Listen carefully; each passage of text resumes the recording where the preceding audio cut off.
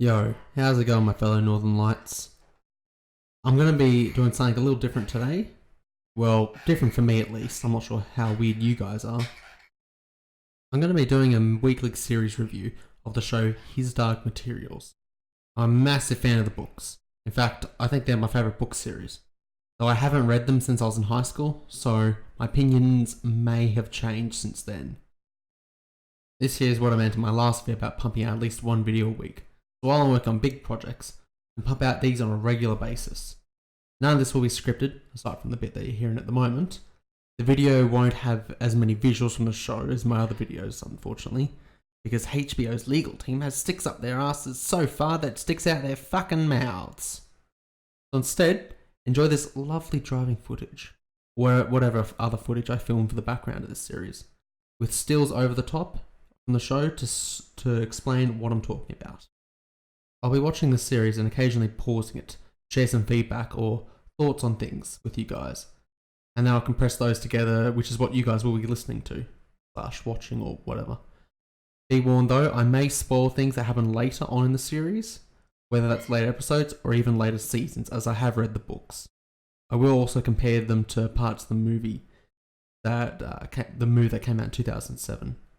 But realistically, this is just going to be a nice, easy, relaxing, sort of nonchalant sort of video. Think of this as a Twitter rant / thing. I'm a Bob, just a video format.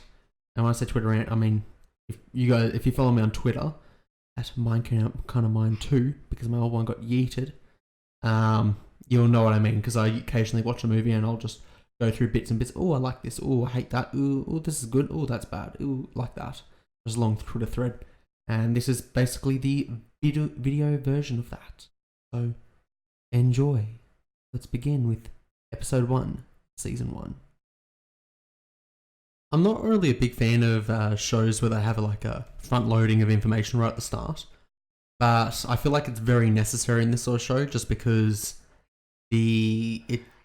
Daemons, I'm just going to call them Daemons because that's how I always read them in my mind as a kid. I know they call them demons in this, but that AE letter, that's a combined letter in the book, I'm pretty sure. It makes an A sound, like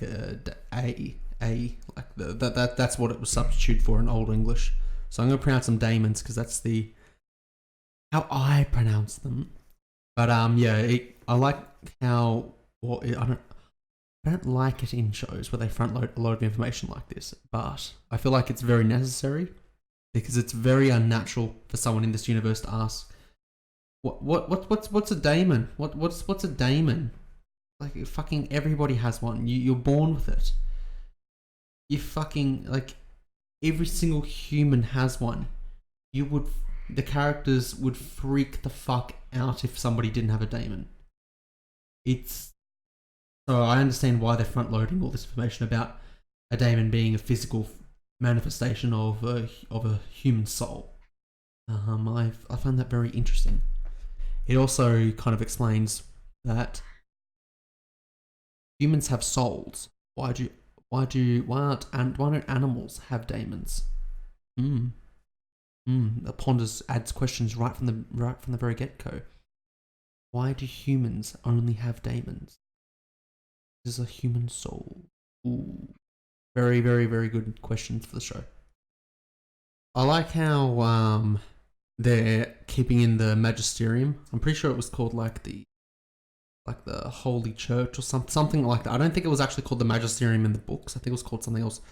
But I still like that they're having the church itself be in the show, because that was the one thing that the movie was really lacking. Because it's like that's one of the key aspects of the fucking books is the church, and you fucking butchered it out of. Well, I'm pretty sure it's still in some form in the book, in the movie. It's been years since I've seen it, but they just butchered it out of there.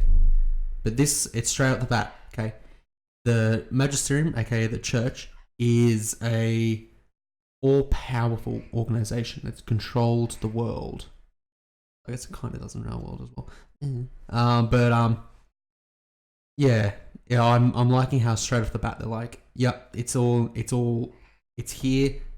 Don't even fucking dare question it. It will fucking fuck you up. I find it funny how the headmaster comes down to open the fucking door. Like, why would the fucking headmaster come down? Wouldn't you send some of your fucking somebody beneath you? Like you're the fucking head honcho. Why would you fucking answer the door? Especially in fucking what look like wonderful robes, and you're just getting soaking wet. Like, this is like servant work. You get someone to fucking open the door during a flood. Why? Why would you fucking answer the door? That's so stupid. Get one of your fucking servants, mate. I like that neat touch of making Pan actually look newborn as well as Lyra. Very, very neat touch. The show instantly starts off the whimsicalness of Jordan College. Like, you can tell these kids have been here their whole lives, that running around, like having fun. This feels very true to the spirit of the book. This part does, because Lyra loves Jordan College. I'm not really sure how well the later episodes. I haven't really gone to breaking. I'm going to be breaking down these episodes in chronological order. But yeah, she seems to really, really love Jordan College, and this sort of exploration, like they know it from head to tail. They know every little nook and cranny. I fucking love this intro bit.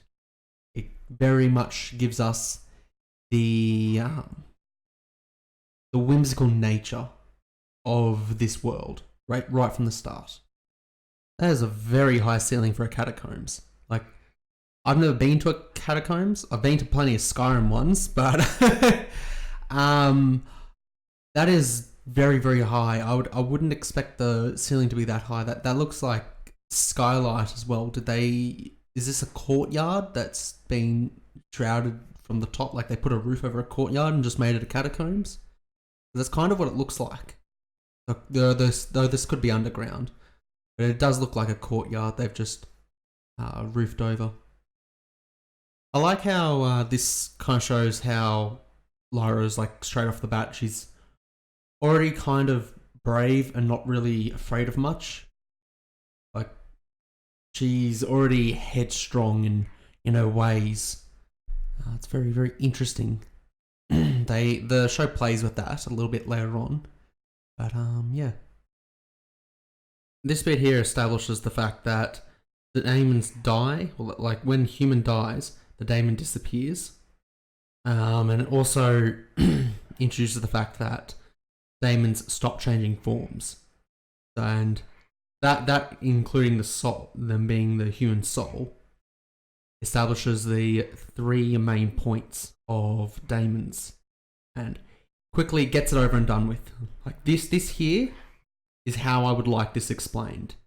Like, some casual thing like this. But I don't know how they could work. I'm not really sure how they could work in it being the soul or something like that. Like, they could put in some casual conversation. Like, did you hear about what the priest was saying? The something was saying about how there are souls. It's kind of weird, don't you think? That our souls are outside of our bodies. Like, something like that. That could have worked a bit better. This bit here introduces the fact that Lord Asriel is researching the Northern Lights. But this is a plot point that we'll get back to in a little bit. I like this little touch here. It shows that daemons can help their owners, masters, they're human, with tasks. Like, she's guiding him down because she's a snow leopard, and she's good at climbing down mountains, so she can direct, okay, this rock here's stable, this rock there's stable, don't go there, go this way, yeah. It really lends credence that this is a real world, and, like, there's logical consistency, which I fucking love in stories. I found something in the photographs. That is a fucking amazing intro. If you know what's coming, and if you fucking you can spot all the itty bitty things in that. Oh boy, that literally spoils the entire fucking series. That does, but only if you know what to look for. It's such a good fucking intro. Oh my god, it's so good. I want to get into the intro, but I feel like it's going to fucking spoil well, no, it won't. I think it is. It fucking will spoil the entire fucking series. So I'm going to elaborate on the intro as we go along in the series. So probably I'll be bringing this back up around the end of the season, because a lot of this in the intro here doesn't really become relevant until the end of the first season and the second and third season, or how many other seasons they're doing after this. But that is such a good fucking intro. Like, holy shit, that's every itty bitty thing. There's like tiny little details. It's so good. It's so good. Now, Lyra and the audience probably aren't paying much attention to this, but what the professor or dean or sir or whatever the hell he is explaining is something very, very, very important to the story. He's basically describing the Garden of Eden story, but in their universe. Instead of Adam and Eve having the forbidden fruit of knowledge, or whatever the hell it was called, and them knowing the difference from good and evil, in their universe, it's not just having good and evil, it's also their daemons settling. So that implies that to be pure for the Garden of Eden, your daemons will change forever. That's also implying you only become considered sinful once your daemon settles, which I find very, very interesting, because in our universe, according to the Christianity or whatever the hell other denomination, your sin from birth. It's from birth. Unless you fucking flagellate yourself or some shit. On this one, you're pure until you become like a teenager or something, when your daemon settles. Very, very, very interesting. Keep note of all these little itty bitty things throughout the series. This bit here introduces the concept of the scholastic sanctuary. It doesn't fully really explain it, but it gives you the gist of it. Basically, it's we won't fucking come down and Spanish Inquisition you if you fucking toe the line. So, yeah, it's very the people at Jordan College, they have the ability to blaspheme just a tiny, tiny little bit to get some research done. Just a tiny little bit. But they can't piss off the wrong people. They piss off the wrong people and they are fucking dead. The serpent's motivation in the Garden of Eden. Ooh, that is some... Ooh, that's some good drops. That's some good fucking drops for later. I want to fucking spoil it, but I'm going to piss off so many people if I fucking do. Ooh, it's so fucking good. Ooh, the alethiometer and the books required to read it and understand it. This shows that the headmaster was using it up to the last possible second, trying to foresee the future. I'm assuming he's using it here to see what Lord Asriel's going to fucking do, because he knows he's going to fuck him up something fucking bad. So yeah, I'm assuming he was using it to predict. Okay, he's coming back. He's gonna come back with something heretical. Either how much shit am I in, or how can I mitigate this? The poisoning of the Tokay. Also, I'm pretty sure if the headmaster didn't try to poison Lord Asriel, I got a feeling the whole adventure wouldn't have happened. Well, probably would have still happened, but it probably wouldn't have happened in the means that we see it in the story. It would have been a very, very, very different situation. But yeah, this one little bit of poison he's going to put the poison in, I feel like that's the catalyst for the whole fucking story. May not seem like it, but everything leads back to it. Every itty bitty thing leads back to it. This here's what I mean, like everything leads back to the poisoning. Because if he wasn't being poisoned, she wouldn't have come in and stopped him. And then she wouldn't have learnt what she would have learnt. And so many fucking other things would have changed. Like this here was the catalyst. Start all catalysts in this fucking universe. So I guess Lyra being born is an even bigger... Everybody being fucking born is a catalyst, but I feel like you're just playing semantics at that point. Because if she hadn't been poisoned, then Lyra wouldn't have come in, and Lord Asriel wouldn't have put her in this wardrobe, because Lord Asriel closes the curtains later, so to keep the darkness in, so he can fucking use his little camera projector thingy.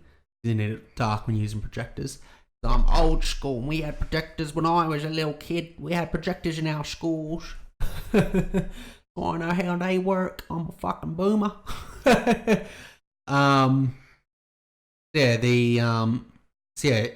Lyra would have just been kept outside, and she wouldn't have been able to listen in, and she wouldn't have known what to listen for or pay attention to, even if she was able to look in.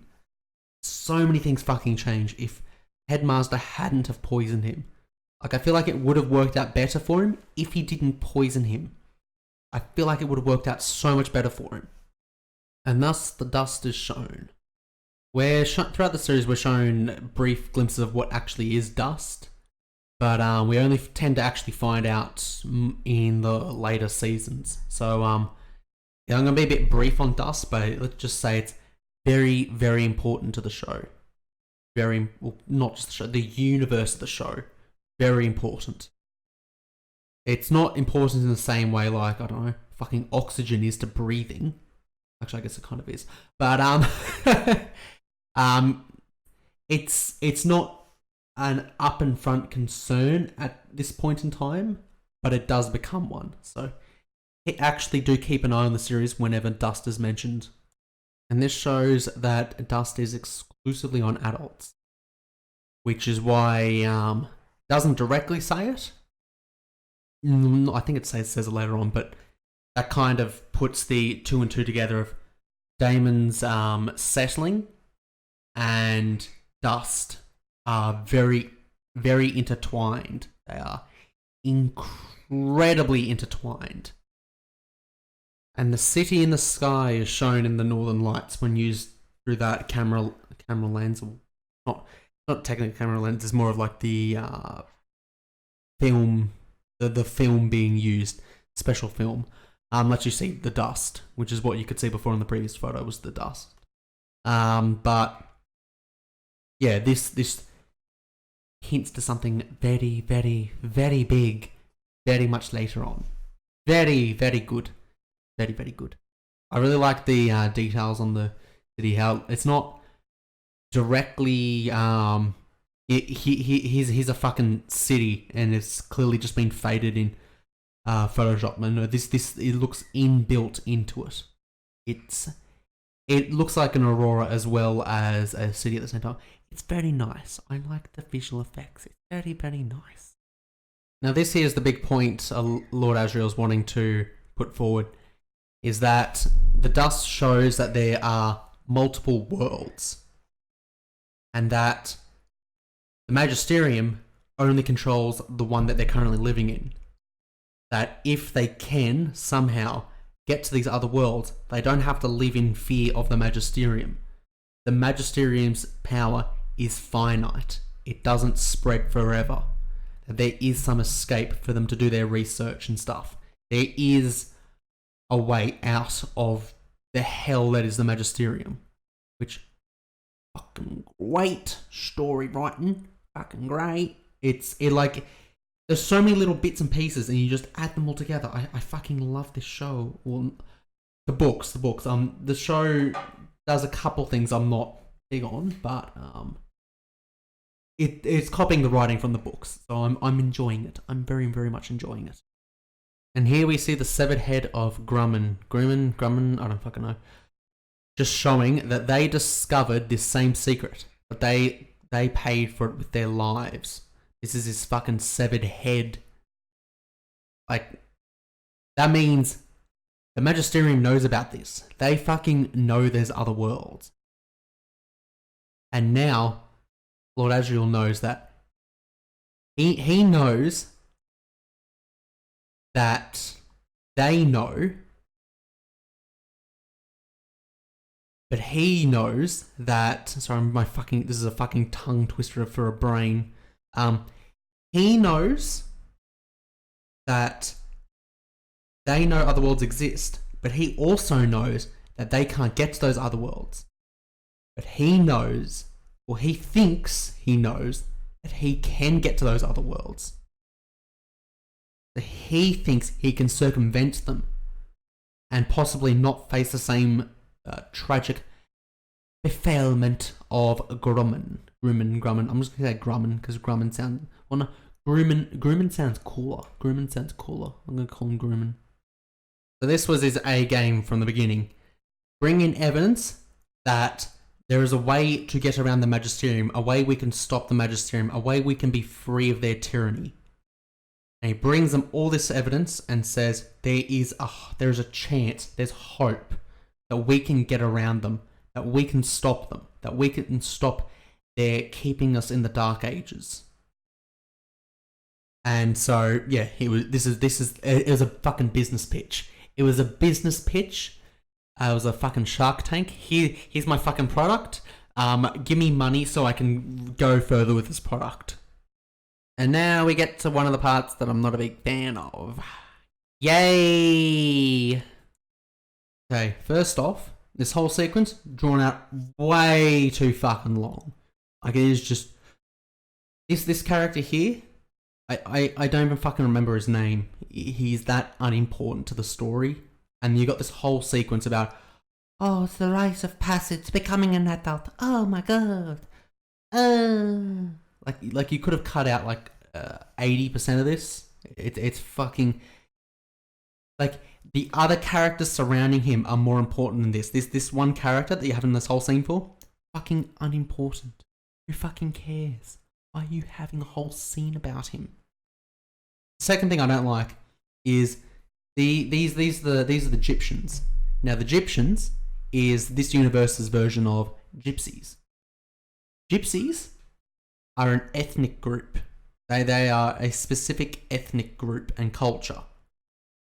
These guys here just seem to have the culture. There's not the ethnic group. Like you got from this still picture here, you got white people, you got fucking Irish people, you got blacks, you got Asians, you got fucking Middle Eastern.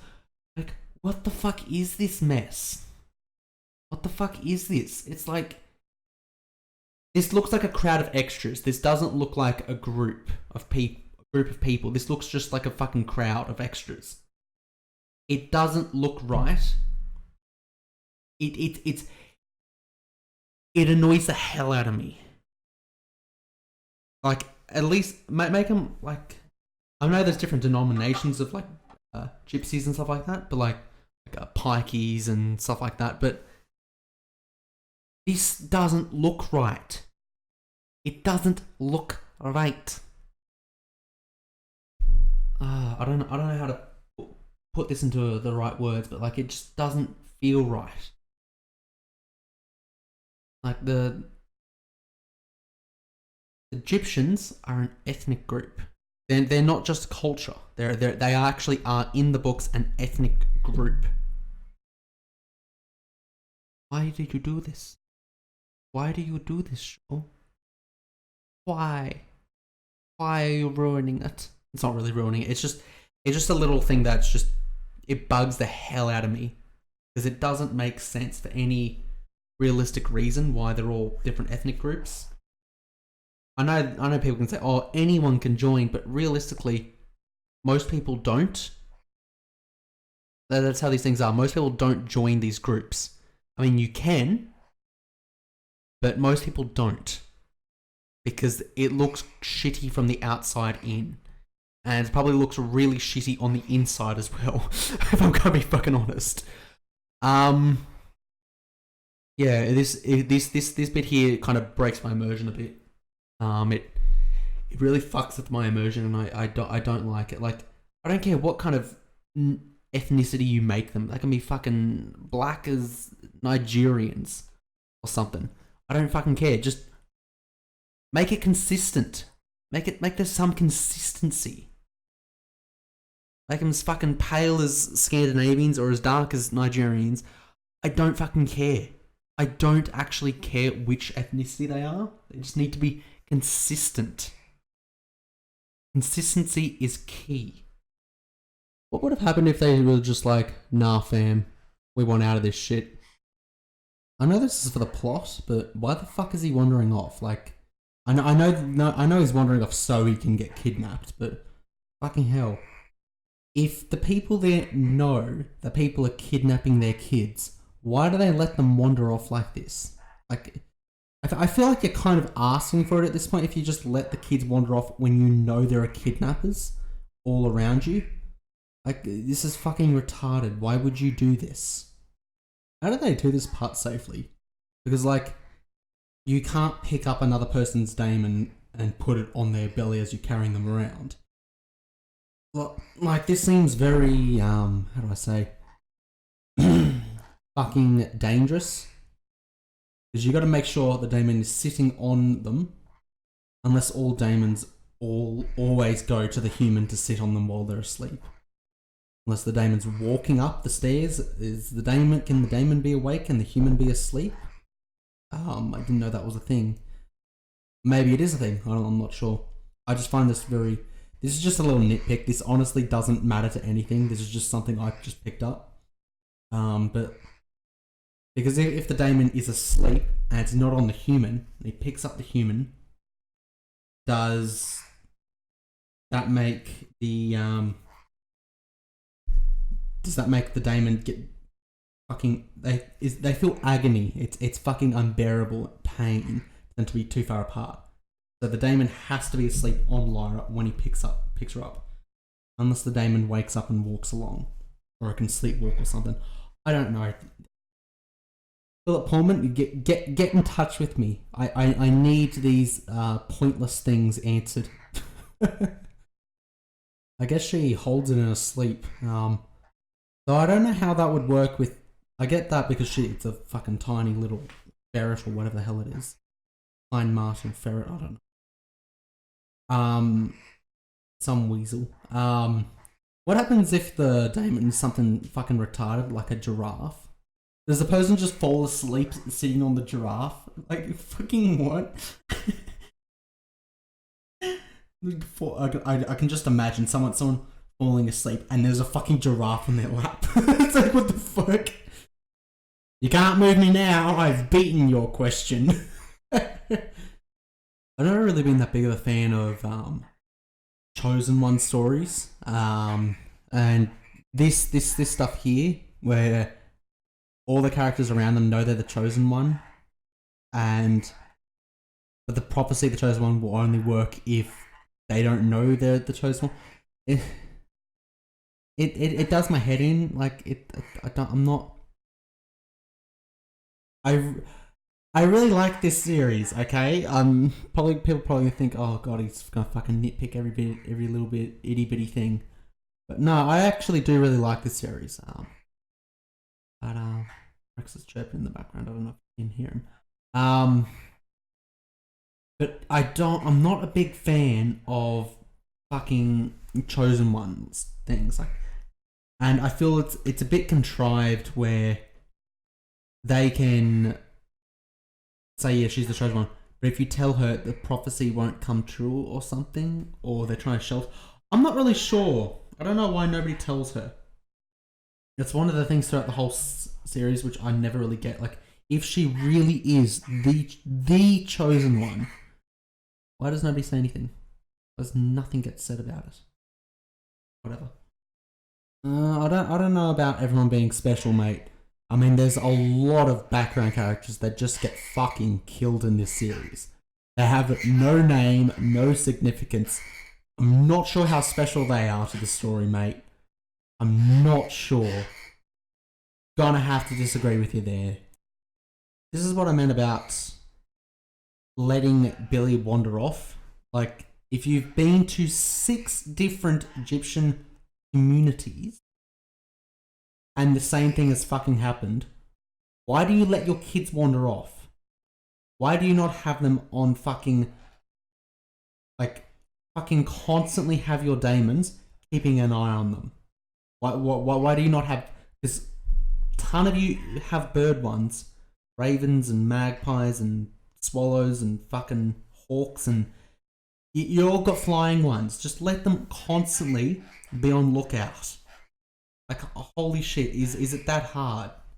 Like, I know kids will wander off, but if you constantly have your daemons keeping an eye on them, problem solved.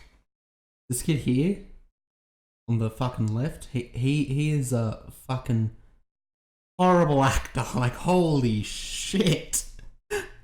Like, I don't know what sort of training the actress that plays Lyra got, but fucking hell, put him through it. Oh, I guess he doesn't last long in the series. Spoilers. But yeah, he fucking such a terrible actor. Fucking, and the actress for Lyra, she's such a fucking good one. And now he's like fucking double her age. How do you fuck this up? How do you fuck this up so badly? Ooh, now we're getting to the fucking good stuff. This is the Magisterium.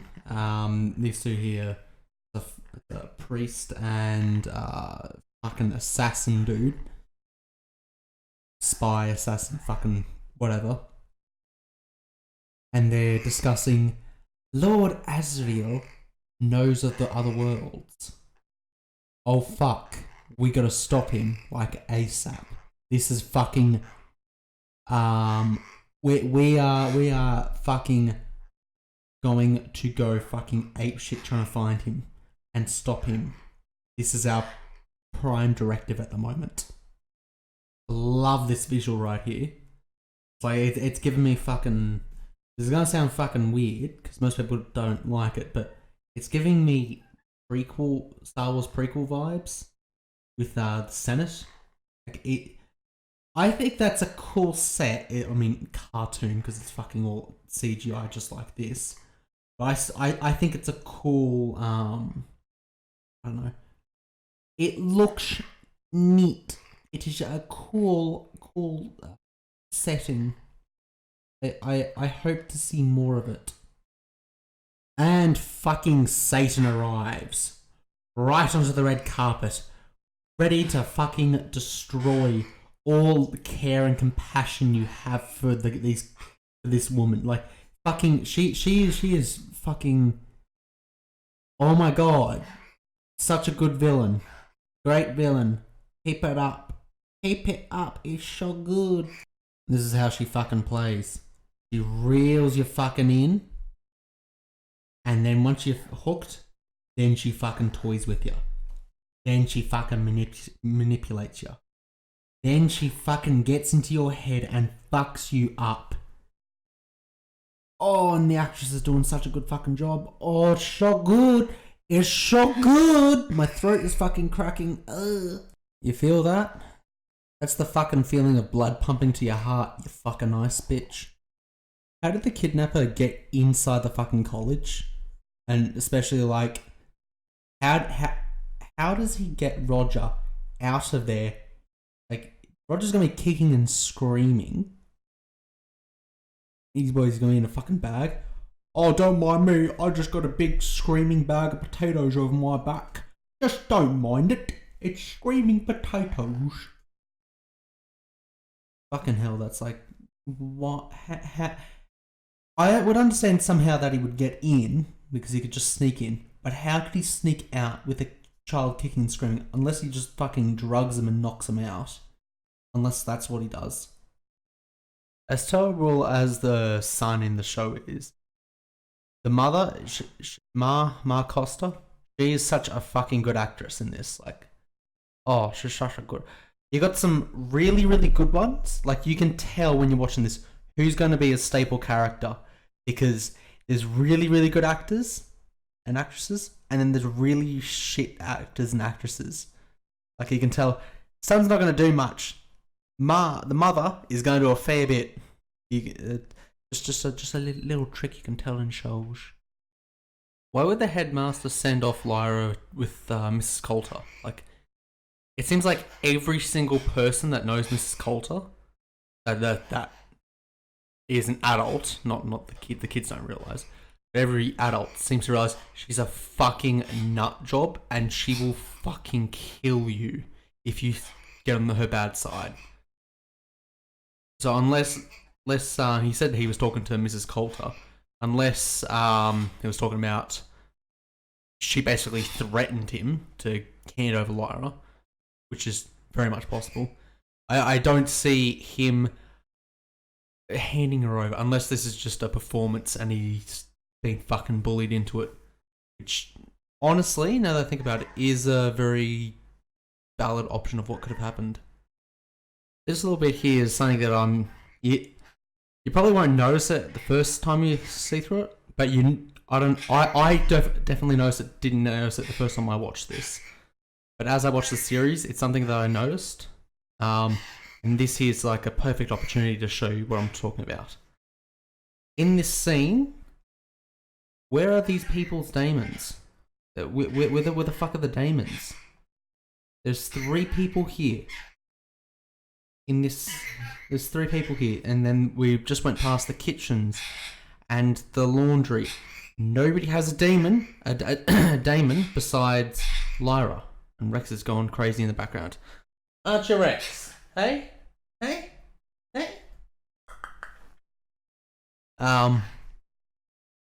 It's just something that I noticed that I understand why, because it's like budgetary restrictions, but we get to budgetary restrictions in a couple episodes. So about there's something big with budgetary restrictions, and don't really like it. So yeah, this is something you gotta know, which I hope they fix in later seasons, but it's a big problem in this season.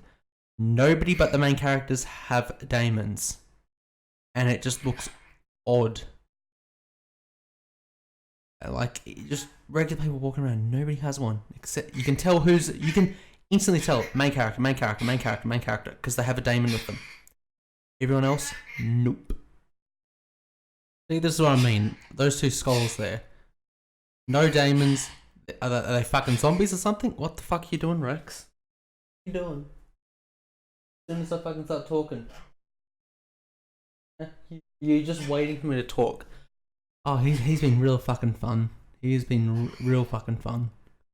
And thus, Lyra's adventure into the world begins, with her joining of Mrs. Coulter to London, leaving the sanctuary of Jordan College, for as far as she knows, forever. Oh, that fucking monkey. Keep your eyes on the fucking monkey. It will fuck you up. Just keep an eye out for wherever this fucking monkey is when you're watching the show. It's always doing something not good. And the Egyptians are also heading off to London, starting their venture into the unknown. Ooh, start of the hero's journey. It's gonna be a good one! Ooh, and Mrs. Coulter's ears prick up at the mention of the Egyptians. She sees them going the same way they're going, and she knows where they're fucking going, and why they're going there. She fucking knows, oh fuck, they're on to us. Oh fuck, we gotta pack up and go. And Roger's journey to London begins as well. So, not in quite the same, how do you say, enjoyment or anticipation as the others. I feel like he's kind of got the short end of the stick in this journey to London. And thus ends the first episode of his Dark Materials Season 1, Lyra's Jordan. I thought it was a decent introductory episode. It could have been a lot worse, but it could have been a lot better. I thought it was like kind of average. Rex has just been fucking chattering away in the last little couple recording bits. Fucking hell, having to fucking can't cut it and then fucking redo it because he's screeching his head off. Yeah, this video thing here, it may not seem like it, but this was really quick and easy to do. Like, I don't know how long the video is going to turn out now, but it took about 4 hours to make this one video, which sounds like a long time, but holy shit, that's quick and easy. That's watching, recording, editing, and publishing. 4 hours. That's fucking nothing. So I can pump out these like pretty quickly because I can get a couple done on the weekend and one done over the week, though I don't think I'll do that as much. But yeah, I can pump them out over the weekend. All good. Yes. So yeah. Look forward to the next one next week. I'm trying to get them out by on Wednesdays. This one's a bit late because I had a bunch of fucking hell, Rex. Fucking going psycho out there. I had a couple odds and ends IRL, so I couldn't really do it properly. But next week, it should be Wednesday. So, yeah. See you next time. Bye-bye. Bye-bye. Bye-bye.